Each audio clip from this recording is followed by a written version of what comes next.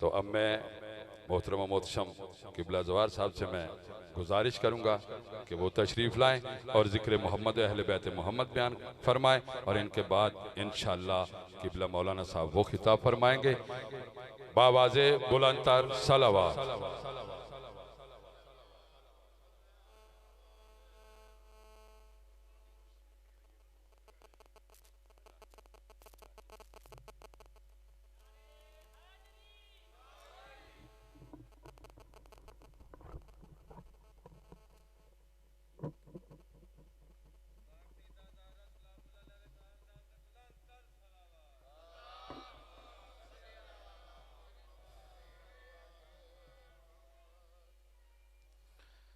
माशाअल्लाह ला हौला वला कुव्वता इल्ला बिल्लाहिल अलिय्यिल अज़ीम।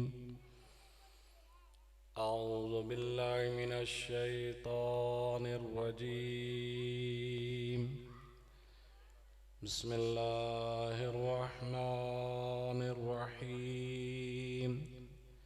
क़ाल रब्बुकुम उदऊनी अस्तजिब लकुम सलावत।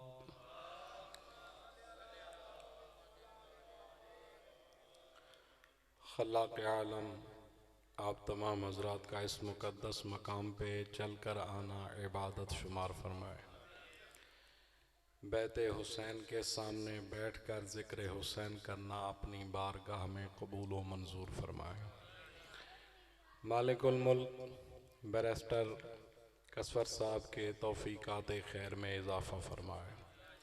इनके वालिद गिरामी को सेहत कामिला आजिला अता फरमाए। इमाम हक़ के ज़ुहूर में ताजील फरमाए। हमें उनके आवान व अंसार में शुमार फरमाए। इन सब दुआओं की और जो दुआएं आपके अज़हान आलिया में महफूज हैं और मजलिस अज़ा की कबूलियत के लिए बावाज़ बुलंद सलावत पढ़िए।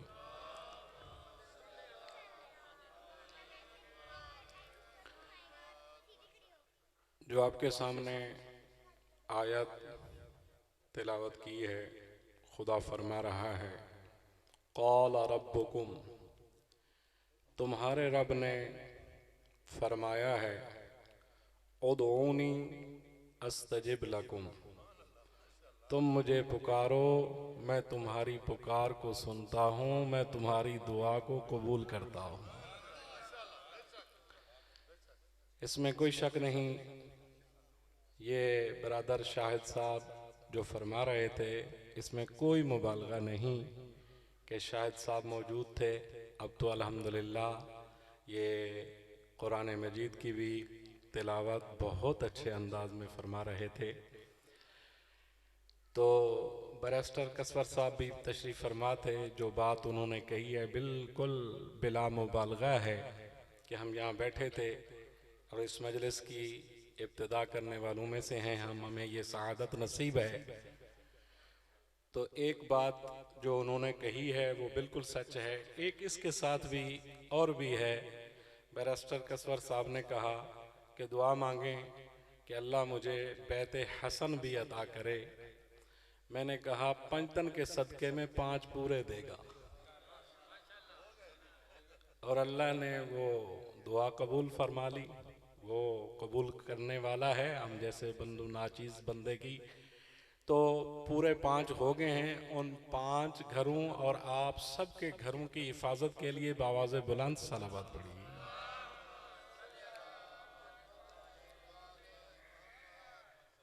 वो खुदा फरमाता है, तुम मुझे पुकारो, मैं तुम्हारी दुआ को सुनता हूँ, तुम्हारी दुआ को कबूल करता हूँ। पुकारा उसे जाता है जो दूर हो, तवज्जो, बुलाया उसे जाता है जो दूर हो। वो तो फरमाता है, नहनु अक़रबु मिन हब्लिल वरीद, हम तो तुम्हारी शहरग के भी ज्यादा करीब हैं। लिजा अगर धीमे लेजे से भी पुकारोगे ना, वो अल्लाह कबूल करेगा। हजरत ज़करिया ने, कुरान कहता है धीमे लहजे में कहा, परवरदिगारा अगर तू मरियम को बेमौसमे फल दे सकता है तो क्या मुझे बेटा नहीं दे सकता? धीमे लहजे में अल्लाह ने कबूल फरमाई और बेटा अता फरमाया यहया, ऐसा जिंदा जो सैयदम व हुसूरा, जो पाक दामन भी है और सैयद भी है। लिहाजा ये जो दुआ है मुनाजात में से है। मुनाजात नजवा से है। नजवा उसको कहते हैं जो राजो नियाज की बात करनी हो। राजो नियाज की बात अगर दो बंदे आपस में राजो नियाज की बात करें तो वो कैसे होगी? किसी के कान में गुफ्तगू करना। पैगंबर खुदा के दौर में लोग चाहते थे कि हम पैगंबर के कान में गुफ्तगू करें। जी, कोई इधर से आया, कोई उधर से आया। अब हबीबे किबरिया ने किसी को रोकना तो है नहीं। अल्लाह ने फरमाया मेरे हबीब, मैं इनको रोक दूं? फरमाया आज के बाद जो बंदा मेरे हबीब के कान में गुफ्तगू करेगा, खुसूसी गुफ्तगू करेगा, राज की गुफ्तगू करेगा, पहले बैतुल माल की रसीद कटवाए सदका दे। कुरान में एक आयत ऐसी है जिसे आयत नजवा कहा जाता है। सिवाय मौला अमीर के कायनात आलम में कोई बंदा ऐसा नहीं जिसने इस आयत पे अमल किया हो। मौला अमीर के पास जो कुछ था उसको राह खुदा में दिया और राजो नियाज की बातें इस कदर की, बाकी सारे के सारे मजलिस काफूर हो गई, कोई तैयार ना हुआ। अरे भाई, जो सदका देने के लिए तैयार नहीं है वो जान कैसे दे सकता है? अली मौला ने जब सदका दे दिया, राजो नियाज की ऐसी बातें की जो उसका शवाहिद अना मदीनतुल इल्म व अलीयुन बाबुहा की सूरत में नजर आया। अली मौला कहते हैं उस राजो नियाज में मैंने पैगंबर से ऐसी बातें की जो पैगंबर मुझे एक बाब तालीम करते थे, मैं उसमें से हजारों अबवाब ले लेता था।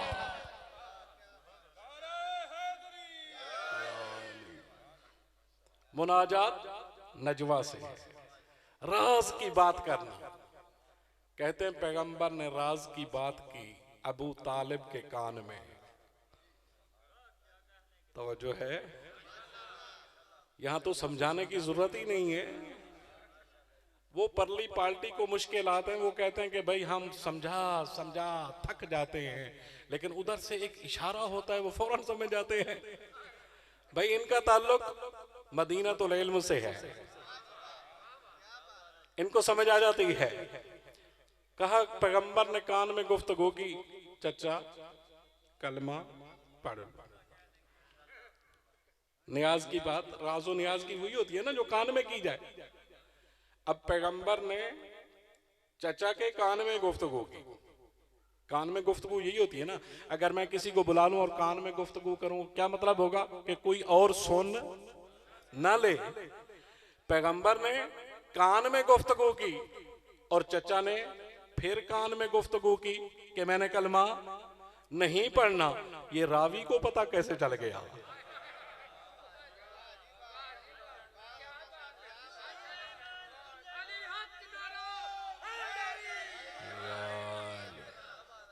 अब मुझे नहीं पता कि ये आप पढ़वा रहे हैं और ये दाद भी उनको जाती है। पैगंबर ने चचा के कान में गुफ्तगू की, चचा ने पैगंबर के कान में गुफ्तगू की, राजो नियाज की बात थी, रावी को पता कैसे चल गया? अरे रावी तू इतना ही अगर फरासत रखने वाला है, इतना ही तू दूर अंदेश है, तुझे कान वाली गुफ्तगू का अंदाजा हो गया जो 1,24,000 के मजमे में जहां पैगंबर ने कहा मन कुन तो मौला हो फहाजा अलीयुन मौला, वो बात तुम्हें भूल गई।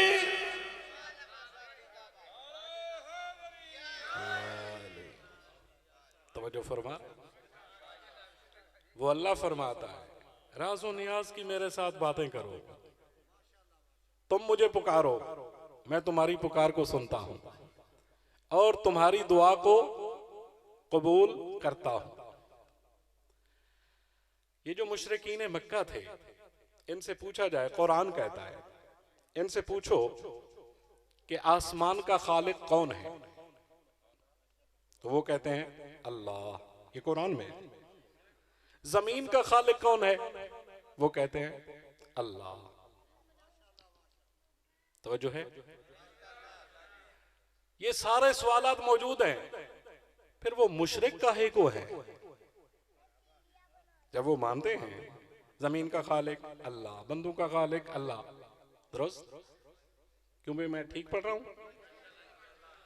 तो वो मुशरिक किस बात के हैं? वो मुशरिक इस बात के हैं कि उन्होंने दुआ में जो वसीले बनाए हैं वो बुतों को वसीला बनाया, इसलिए मुशरिक करार पाए।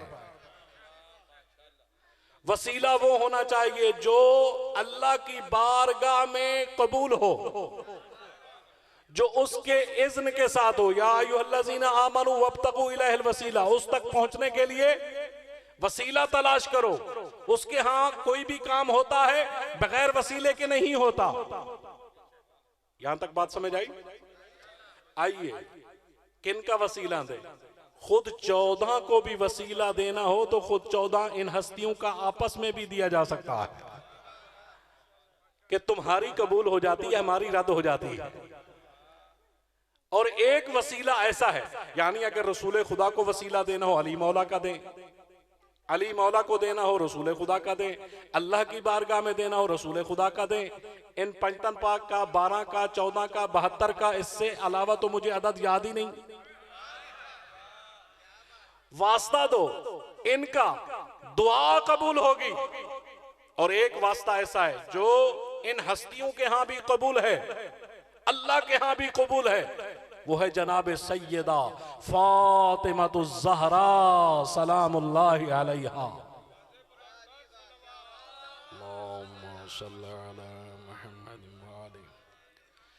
दुआ के आदाब में है कि वास्ता ऐसा दो जो मा तशाऊना इल्ला अन यशा अल्लाह का मिस्दाक हो। जो ये चाहते हैं वही अल्लाह चाहता है, या जो अल्लाह चाहता है वही ये चाहते हैं, ऐसा वास्ता देना चाहिए। एक वाकया अर्ज कर दूं, टाइम बड़ा थोड़ा है, मिनट 25 हैं, तवज्जो चाहूंगा। इन्हीं इंशाअल्लाह मिनटों में आप तक पैगाम पहुंच जाएगा। एक शख्स कहता है, रसूल खुदा की महफिल में हम बैठे हैं, एक बंदा आ गया, या रसूल अल्लाह, कसवर भाई चले गए, अच्छा, या रसूल अल्लाह मुझे फुला परेशानी है। सुनोगे जुमला? मुझे फुला परेशानी है। पैगंबर ने फरमाया, या अल्लाह तुझे अली का वास्ता इसकी परेशानी को दूर फरमा। या अली नहीं है आप मेरे साथ, लग रहा है। दूसरा बंदा आया, या रसूल अल्लाह फुला परेशानी है। कहा, परवरदिगारा तुझे अली का वास्ता इसकी परेशानी को दूर फरमा। तीसरा बंदा आया, या रसूल अल्लाह फुला परेशानी है। तो दुआ यही, परवरदिगारा तुझे अली का वास्ता इसकी परेशानी को दूर फरमा। क्यों ना होता, अली जो मुश्किल कुशा है, तो फिर मुश्किल क्यों कर रह जाए? जो भी मुश्किल होगी वास्ता मुश्किल कुशा का ही होगा।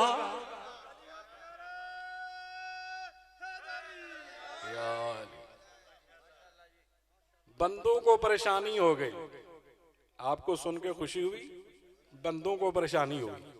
कहते हैं ये कब तक अली का वास्ता चलता रहेगा? लिजा क्या करना चाहिए?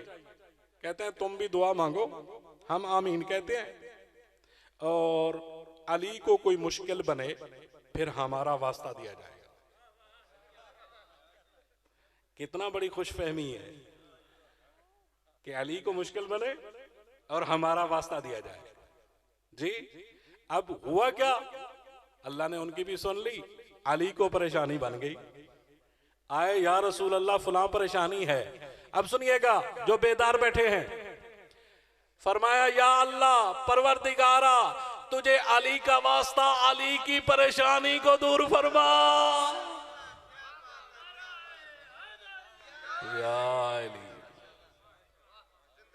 अब रहा ना गया, कहने लगे, पहले तो बोल नहीं सकते थे कि बोलेंगे तो खिफत होगी, बाहर आए, या रसूल अल्लाह, ये कब तक हम अली का वास्ता बर्दाश्त करते रहेंगे?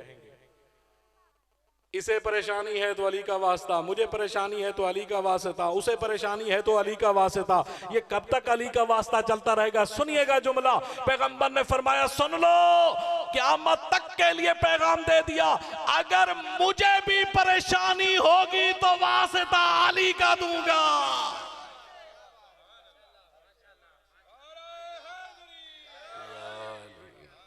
तो जो फरमा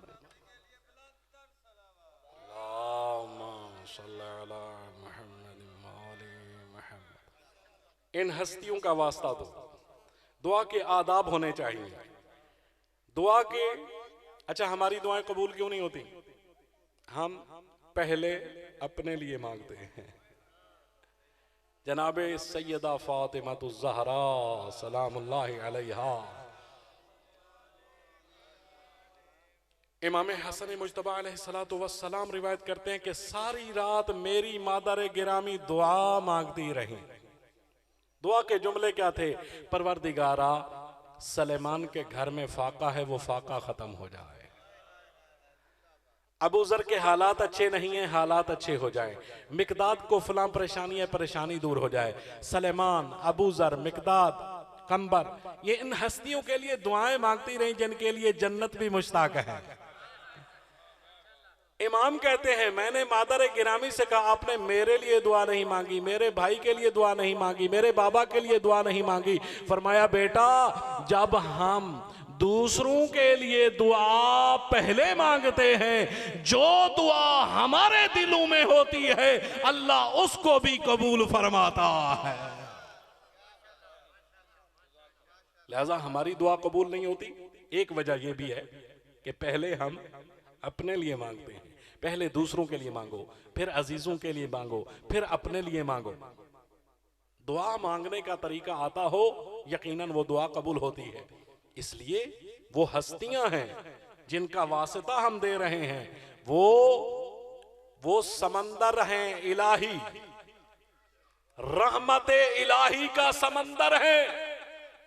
उनकी अजमत इतना है, इस कदर उनकी अजमत है कि एक मर्तबा रसूल खुदा खुतबा इरशाद फरमा रहे थे। ये पैगाम पहुंचा दूं?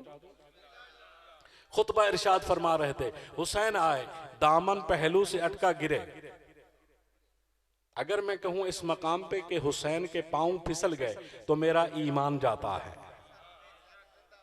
अगर कहूं कि रसूल हुसैन की मोहब्बत में बहक गए तो मेरा इस्लाम जाता है। क्या कहूं? एक जुमला कहने की इजाजत चाहूंगा बुजुर्गों, एक जुमला कहने की इजाजत चाहूंगा। हुसैन का आना भी सही था, मस्जिद में गिरना भी सही था, खुतबा रसूल का कता करना भी सही था, जाकर उठाना भी सही था, सीने से लगाना भी सही था, आयात इलाही की तिलावत को छोड़कर फजीलत हुसैन का बयान करना भी सही था, और ये कहना भी सही था, देखो ये मेरा हुसैन है, वक्त आने पे इसकी मदद करनी है। मन अहब्बा हुसैनन फकद अहब्बानी, जो हुसैन से मोहब्बत करेगा वो मुझसे मोहब्बत करेगा, जो मुझसे मोहब्बत करेगा वो अल्लाह से मोहब्बत करेगा, जो अल्लाह से मोहब्बत करेगा वो जन्नत में दाखिल होगा। गोया मशीयत इलाही का तकाजा भी यही था। हुसैन आए, मस्जिद में गिरे, पैगंबर खुतबे को कता करें, जाकर उठाएं, सीने से लगाएं और फजाइल हुसैन को बयान करें। देखो आने वाली इंसानियत को पैगंबर ने पैगाम दे दिया कि मैंने इस बच्चे के लिए अपना बयान रोक दिया, इसलिए जो मेरा बयान है हदीस और जो आने वाला है वो है नात के कुरान। जब हदीस और कुरान आमने सामने आते हैं तो हदीस को रुकना पड़ता है, कुरान को मुकद्दम करना पड़ता है।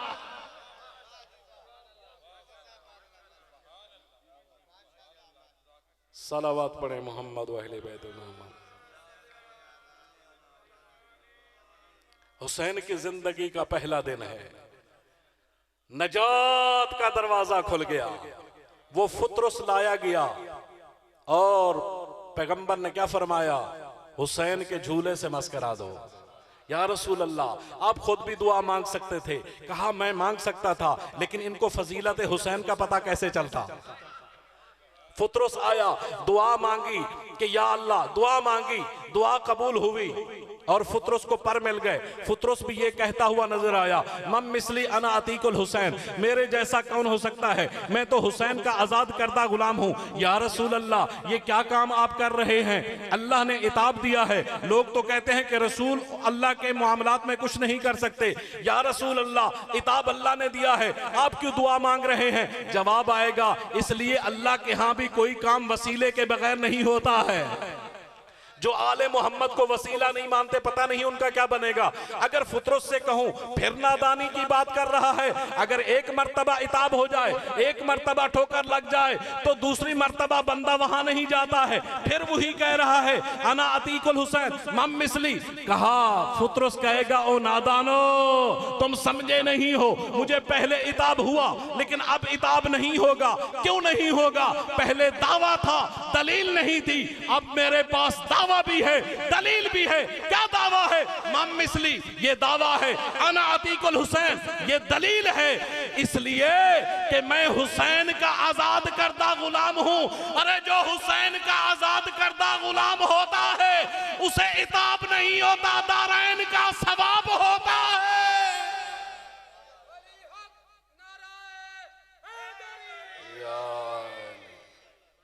या रसूल अल्लाह, ये आप क्या कर रहे हैं, आप हुसैन से मस नहीं करा रहे। तवज्जो चाहूंगा, हुसैन के झूले से मस करा रहे हैं।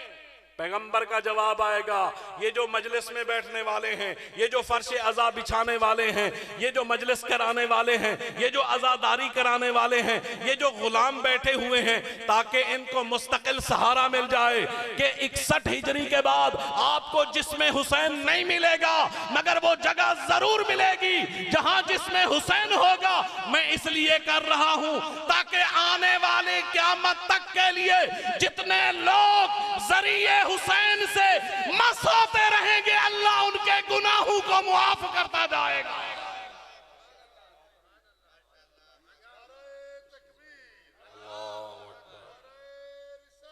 या रसूल अल्लाह,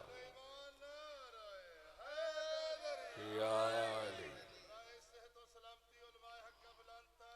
अल्लाहुम्मा सल्ली। मेरे दोस्तों, बुजुर्गों, हुसैन को माना है तो वास्ता जो भी दोगे, फरमाया या अली, तुझे मानने के लिए मोमिन होना शर्त है। लेकिन हुसैन के लिए क्या फरमाया, अल्लाह जिसके साथ खैर का इरादा करता है उसके सीने में हुसैन की मोहब्बत को पैदा कर देता है। आपने देखा है, जिंदाबाद जिंदाबाद मुर्दा, अल्लाहुम्मा सल्ली। आपने देखा अरबईन के मौका पर जिस साल दाश वालों ने कहा हम हमले करेंगे, कोई बच के नहीं जाएगा। अभी आपने फैसलाबाद में डॉक्टर वारिस अली पे हमला किया है। मैं जाकर उनके वो रसा से मिला हूं, मुझे पता चला है उनका अज़्म कितना बुलंद है। और अरबईन के मौके पे उस साल 3-4 करोड़ बंदा गया है। इसका माना और मतलब यही बनता है, हर आदमी यही कह रहा है, भाई हम कत्ल हो जाएं, हम शहीद हो जाएं, हमें कोई परवाह नहीं है। इसलिए इसका माना यही बनता है, आज भी दुनिया आलम में इतने लोग यजीद के नाम पर जीने के लिए तैयार नहीं है जितने लोग हुसैन के नाम पर मरने के लिए तैयार हैं।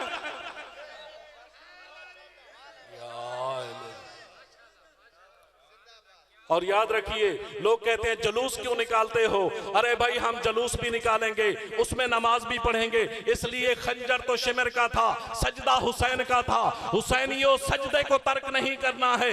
कभी भी हुसैन का मानने वाला सजदे को तर्क नहीं कर सकता है।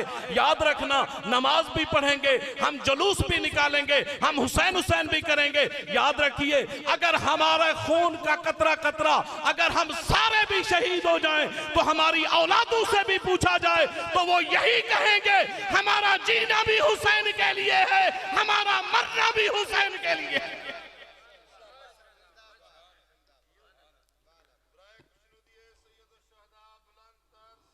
अल्लाह हुसैन ने वो सजदा किया, सजदे में सर रखा, हातिफ गैबी से आवाज आई, या अय्युहल नफ्सुल मुतमइन्ना इरजिई इला रब्बिक। आजादारो, ऐसा सजदा, जितनी भी करबला में तलवारें हैं सब हुसैन के लिए, जितने नेज़े हैं सब हुसैन के लिए, जितने तीर हैं सब हुसैन के लिए। आजादारो, कहीं से पत्थर आता है, कहीं से नेज़ा आता है, कहीं से तीर आता है। एक जालिम ने पत्थर मारा जो हुसैन की पेशानी पर लगा, एक जालिम ने तीर मारा जो हुसैन के सीने पर लगा। आज़ादारों, तीरों की बौछार हुई, हुसैन घोड़े की जीन पर संभल न सके। उलमा ने लिखा है, बाकी अल हुसैन मकबूबन अलल अर्ज़ मुलत्तहन बेदम ही सलासा सात। हुसैन 3 घंटे मुंह के बल पड़े रहे। रामिकन बेतरफ ही इलस्समा, अपना किनारा चश्म आसमान की तरफ किए हुए थे। वह यकूल सब्रन अला क़ज़ाइक, कह रहे थे परवरदिगारा तेरी रिज़ा पे राज़ी हूँ। या गियास अल मुस्तगीसीन, ऐ फरियादियों के फरियाद रस, मैंने अपना वादा पूरा कर दिया, अब तू भी अपने वादे को पूरा फरमा। आज़ादारो, शिमर आया, अपने कुंद खंजर को पत्थर पे मार रहा था। हुसैन ने फरमाया, ओ जालिम, अपने सीने के बटन खोल। सीने के बटन खोले तो स्याह धब्बे थे, सफ़ेद धब्बे थे। फरमाया, तू ही मेरा कातिल है। आज़ादारो, शिमर ने पहली ज़रब चलाई, अंबिया ने करबला छोड़ दी। कहा, या रसूल अल्लाह, आप जाने और आपका नवासा जाने। अजरुकुम अलल्लाह, खुदा तुम्हारे आंसू कबूल फरमाए। जनाब ज़ैनब फरमाती, हमारे गम में इस तरह रो, इस तरह रो, जो ज़ईफ़ा माँ जिस तरह जवान बेटे की लाश पे रोती है। मैं कहूँगा, ऐ सैयदा, आकर देखो तो सही, ये बलक बलक के रो रहे हैं आपके गम में। ये गैब पे ईमान रखने वाले हैं, आप अपनी आंखों पर तसर्रुफ नहीं रखते हैं। ये सैयदा ज़हरा की दुआओं का असर है। आखिरी जुमला सुन लीजिए, दूसरी ज़रब मारी, इतना असर ना हुआ। शिमर ने अब क्या किया, यहाँ जो मसाइब है, कोई पढ़ने वाला पढ़ नहीं सकता, कोई सुनने वाला सुन नहीं सकता। अब इसने हुसैन को मुंह के बल लिटाया। अब जो ज़रब मारी, रसूल की आवाज आई, या ज़हरा, तू जान और तेरा बेटा जाने। आखिरी जुमला सुन लो मसाइब का। अज़ादारो, हुसैन शहीद हुए। लक़द क़ुतिल हुसैन बे करबला, लक़द ज़ुबिहल हुसैन बे करबला। सदा बुलंद हुई। अज़ादारो, ज़ुलजना ने अपनी पेशानी को खून से रंगीन किया, लाश का बोसा दिया, खेमा के दरवाजे पर आया। बीबियों की कैफियत क्या थी? बरज़ना मिनल खुदूर नाशिरत शऊर। इस रिवायत को न पढ़ता अगर ज़ियारत नाहिया में इमाम न फरमाते कि वो बीबियां बाहर निकली, देखा अहमद का नवासा खाको खून में गिलतान है। सुनोगे एक जुमला जिनकी छोटी छोटी बच्चियां हैं, आखिरी जुमला मसाइब का सुन लो। 4 साल की मासूमा ने सोचा होगा कि शायद मेरे बाबा आ गए।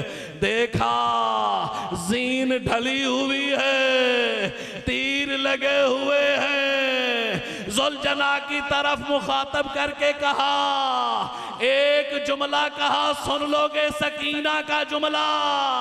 कहा, मेरे बाबा का ज़ुलजना, और मुझे इतना बता, और मेरे बाबा को ज़िबा से पहले किसी ने पानी पिलाया था या नहीं? रिज़म बिक़ज़ाइही व तस्लीमन लिअम्रिही, इन्ना लिल्लाहि